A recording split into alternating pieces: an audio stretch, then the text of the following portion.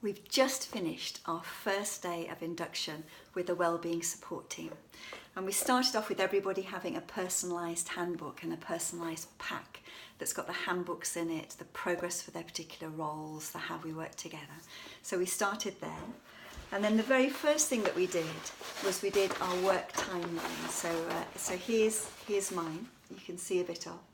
It starts with our very first roles, and I was a hairdresser's Saturday girl and a cleaning job, right through to becoming an OT, setting up HSA, working for the Department of Health, up to where we are now.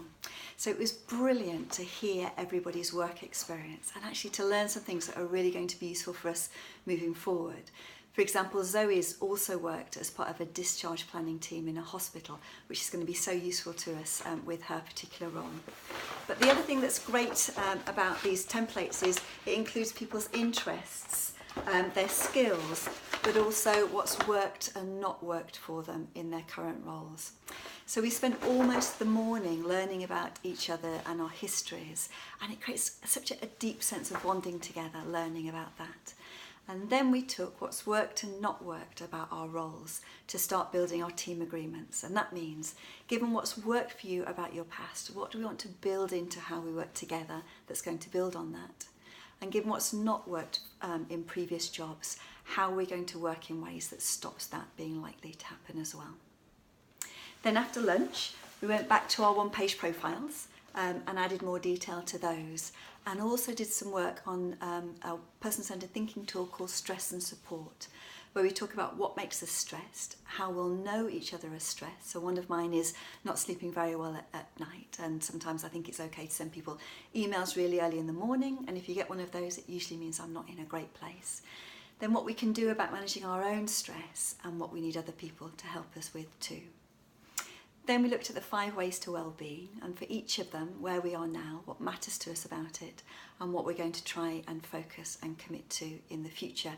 And that's not just a one-off exercise. We're actually going to keep coming back to our 5 ways to well-being in team meetings and keep track and supporting each other with developing our own well-being. Because of course, as well-being teams, it's critical that we're doing that and thinking about our own well-being as well as modelling that for other people too.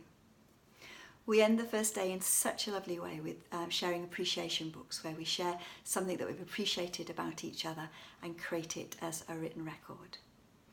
Now tomorrow we're moving on to think about values in a lot more depth. We usually do that on day one, but we had to work around people around who could facilitate what day. So Emily's joining us tomorrow and doing our values profiles with us, or sharing the information from that.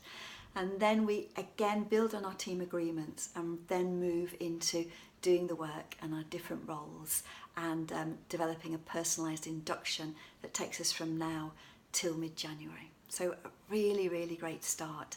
And I think I've persuaded them to do a podcast with me tomorrow so you can hear directly from them about their experience of induction too.